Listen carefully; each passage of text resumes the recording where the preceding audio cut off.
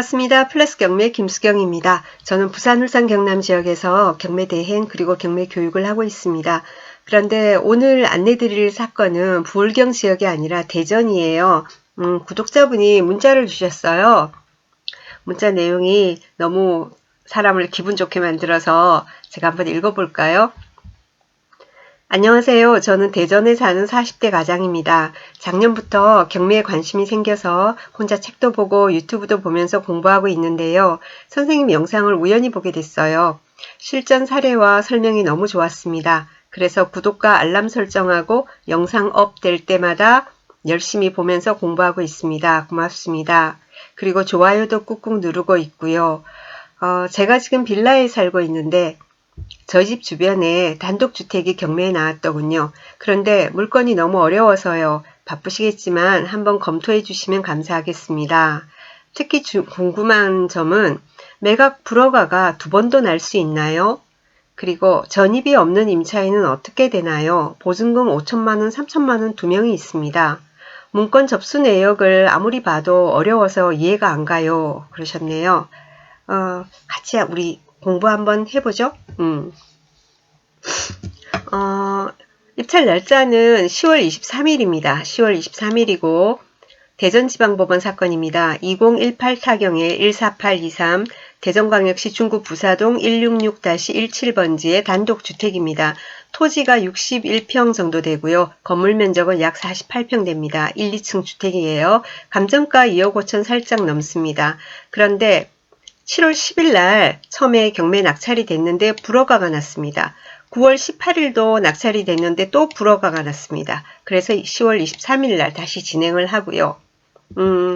먼저 간단한 것부터 답변 드릴게요. 임차인이 있습니다. 이 집에 1층, 2층 근데 1층에 있고 2층에 있고 한데 이 사람들 보증금이 한 사람은 3천만원, 한 사람은 5천만원 이래요. 근데 이 사람들 둘 다 전입도 안 하고 뭐 확정도 없고 당연히 배당 요구도 없고 뭐 그런 상태입니다.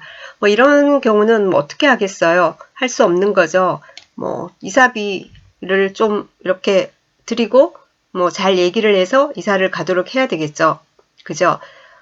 배당을 그죠? 전입도 하고 해가지고 배당을 받으면은 우리 입장에서 참 편하고 좋은데 어쩔 수가 없어요. 그런 거고요. 그러면 임차인 부분은 뭐 아무런 이제 뭐 대항력 없고 이사비는 들어가겠다 이렇게 아시면 되고요. 그러면은 한번 보겠습니다. 등기부를 한번 보죠. 등기부를 2006년 4월 6일 날 현재 소유주가 매수를 했습니다. 두 사람이네요. 두 사람 공동명의예요. 각 2분의 1 지분으로 해가지고 이름이 비슷하다 그죠? 임중희, 임건희 돼 있는 거 보니까 형제분들이 아마 공동으로 돈을 내서 한 것 같아요. 그죠? 2013년 1월 7일 날 근저당이 있습니다. 남대전 신협이에요. 6,500만원. 여기가 말소 기준 등기입니다. 자, 그리고 나서 그 밑에도 근저당이 또 4개가 있습니다. 여기 근저당 같은 경우에는 두 사람 중에 임중희, 임건희 중에서 임건희란 분의 지분, 2분의 1 지분에 대한 근저당이에요. 전부 다. 그렇게 되고 그 다음에 임건희 씨의 지분이 전부 이전이 됩니다. 돌아가셨어요. 상속이 된 겁니다. 부인하고 자녀한테로. 그리고 경매가 남대전 신협에서 들어온 겁니다. 그 다음에 밑에 가압류다 또 있다 그죠? 저축은행 있는데 뭐 이런 건 신경 안 써도 되고 등기부상으로는 낙찰자한테 인수되거나 하는 건 없습니다. 다 소멸됩니다. 염려 안 하셔도 되고요. 그러면 지금 현재 소유주가 임건희 씨는 돌아가셨고 그죠? 그러면 임중희 씨 그리고 상속받은 두 사람 해서 소유주는 지금 3사람이 되어 있는 그런 상태입니다. 근데 위에 보면 그죠? 소유자 해가지고 임중희 외 2명 밑에 설명드렸죠. 이렇게 3사람입니다. 그런데 채무자가 3사람이 아니에요. 김현주의 1명. 그러면은 이 말은 무슨 말이냐면은 남대전 신협에 대출을 받을 때 채무자는 임중희 씨는 아니고 임건희 씨만 채무자인 겁니다. 임건희 씨가 돈을 빌리는데 보통 은행에서는 지분에 대해서는 대출을 잘 안 해주거든요. 은행에서는.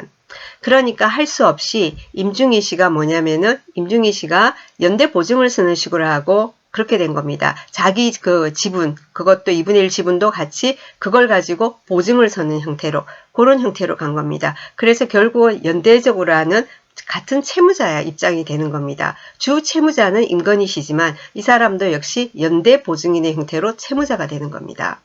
그렇기 때문에 임중희 씨 같은 경우에는 낙찰을 받을 수가 없거든요. 여기 불허가가 떨어진 이유는 임중희 씨가 낙찰을 받았기 때문에 불허가가 떨어진 겁니다. 채무자는 낙찰을 받을 수 없습니다. 자, 문건 송달 내역을 한번 보시면 이해가 되실 겁니다. 아까 7월 10일 날 처음에 경매를 받았었죠. 처음에 그죠?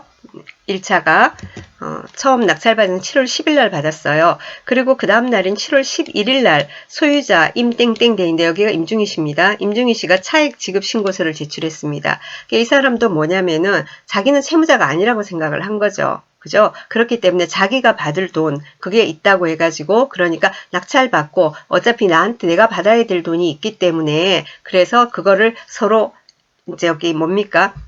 경매 낙찰을 받으면 잔금을 내면 그 잔금을 가지고 채권자들한테 배당을 하지 않습니까? 그런데 임차인이나 채권자나 이렇게 돈을 받을 사람이 낙찰을 직접 받게 되면은 상계 신청이라고 우리 표현합니다. 편하게. 근데 그게 차액 지급 신고서예요. 이걸 제출을 하면은 잔금 내고 한 달 뒤에 배당받고 이렇게 하지 않고 잔금을 안 내고 배당일에 자기 배당받는 금액을 제외한 나머지만 납부를 하게 되는 겁니다.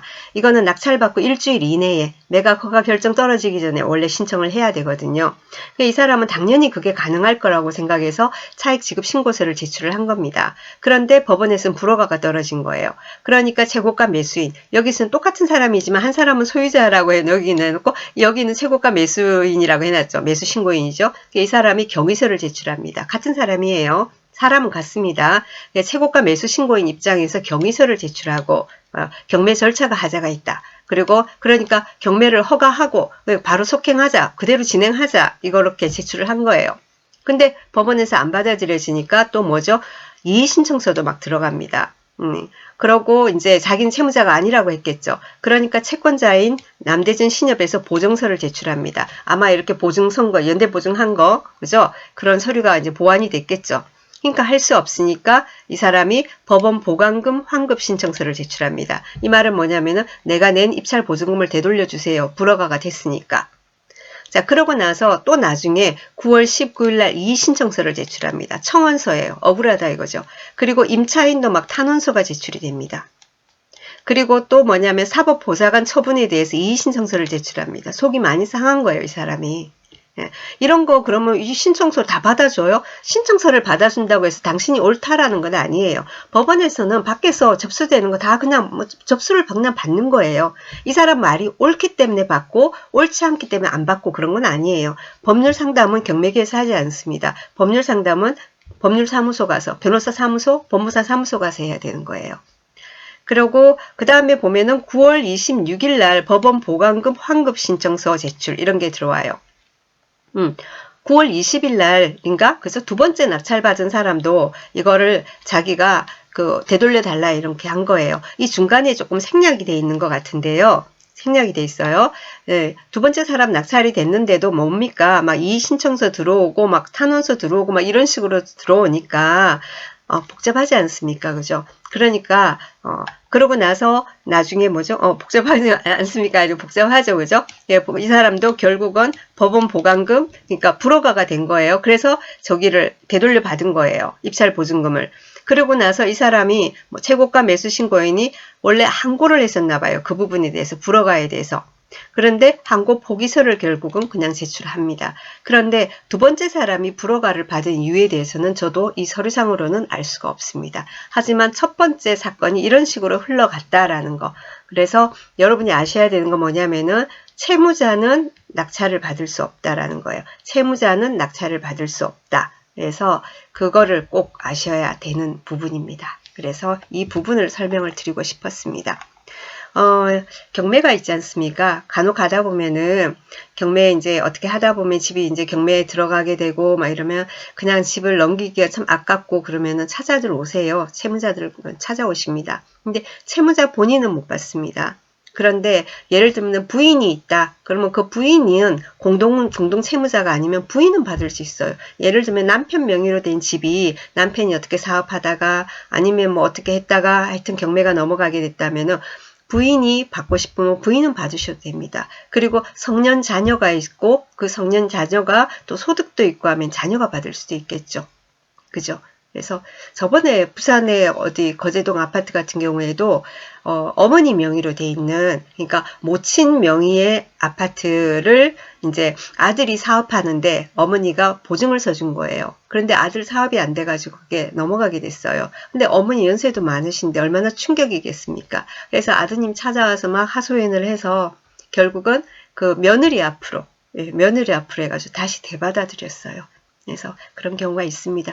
이분도 많이 속상하시겠습니다. 어쨌거나 이 사건에서 뭐 다른 어떤 문제는 없습니다. 재고가 매수 신고인 항고 포기서도 이제 제출했고 다시 이제 또 속행하는 거라 권리상의 문제 없고요. 임차인 두 사람 보증금 부분도 뭐 인수할 의무는 없습니다. 이사비만 좀 잘 드리고 잘 달래서 협상하시면 됩니다. 자, 도움이 되셨으면 좋겠습니다. 오늘 여기까지 하겠습니다. 감사합니다.